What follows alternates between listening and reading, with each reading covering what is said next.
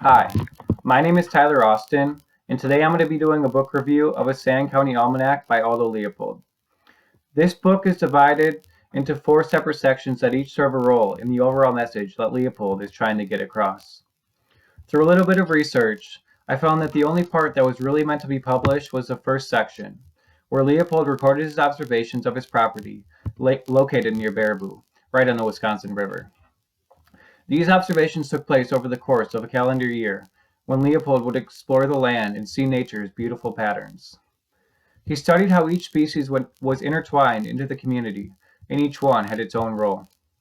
The following parts in the almanac were pieced together by his family after Leopold's death and include pieces of his work that were put together to complete the book. I would begin with the first section and point out some interesting things that I took from it. In the first few months, Leopold really wonders about the thoughts and ambitions of the animals that he is observing. He wonders if animals feel that things in nature happen to benefit them and what their main motivations or goals are.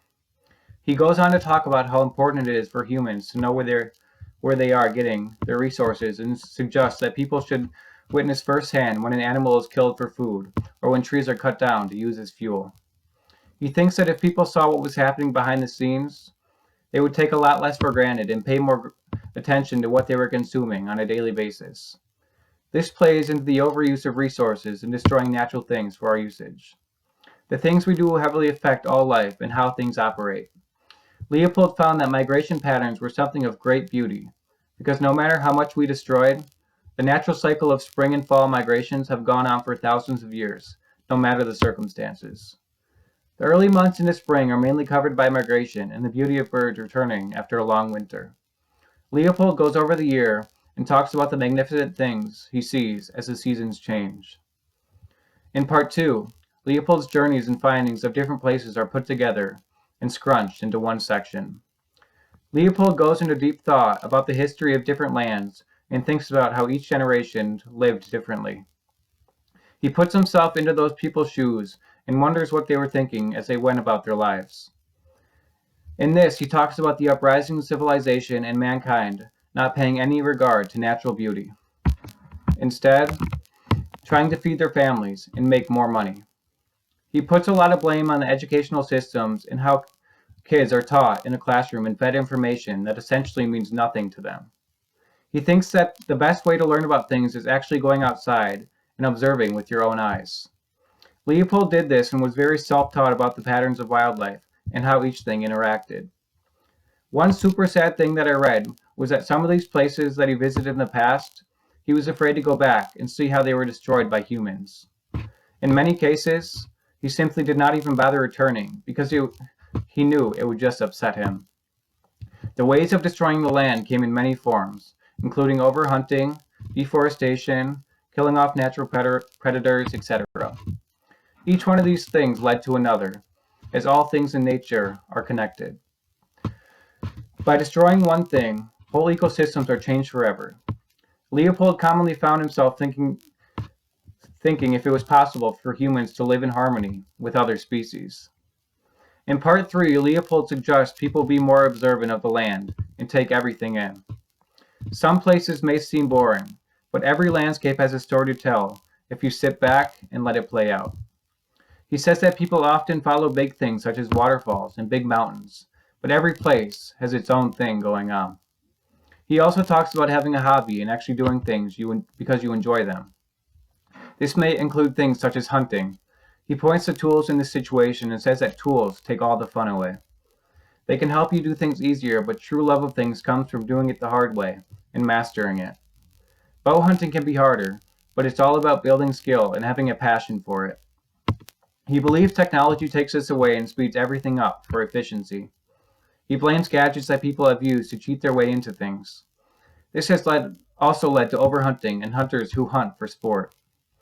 Leopold also talks about how education of the wilderness may be the only way of saving us. Young people getting different information will change the mindset going forward. This is important, and Leopold believes this would solve many issues. And last but not least comes part 4, which Leopold is best known for. This section covers land ethics and the relationship between people and the place they live. Leopold goes into great depth about how our current views are very economical and disregard any ethics. He pounds home the idea of being a member of the community rather than a conqueror of the land. He thinks that the only way out of our current problems are changing our psychological views on where we stand and becoming one of the community.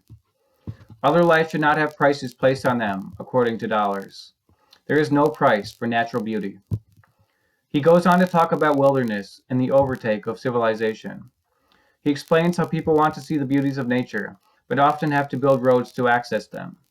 This defeats the whole purpose and destroys things. I will now give an analysis on the book and what I thought of it. The main objective of a Sand County Almanac was for Leopold to share his findings on the landscape around us, and better inform people on the importance that we all play on the world as we know it. He made sure that all aspects were covered and revealed the amazing things he saw from just sitting back and letting nature tell the story.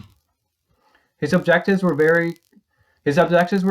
completed very successfully, as he gave out a ton of insight into how things interact with each other perfectly, just as nature put them there. He did this by giving insightful details on the smallest of things that a person would not realize if they were not paying close enough attention. He is stating the facts and writing down what he sees as humans are doing to disrupt things.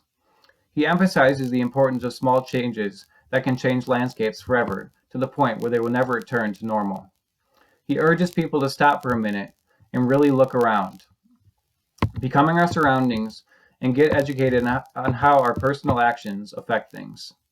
Get involved and get away from things that may seem convenient to us but are really destroying the things that we should value.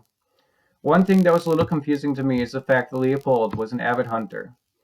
This threw me for a little bit of a loop, as I thought he might be a vegetarian.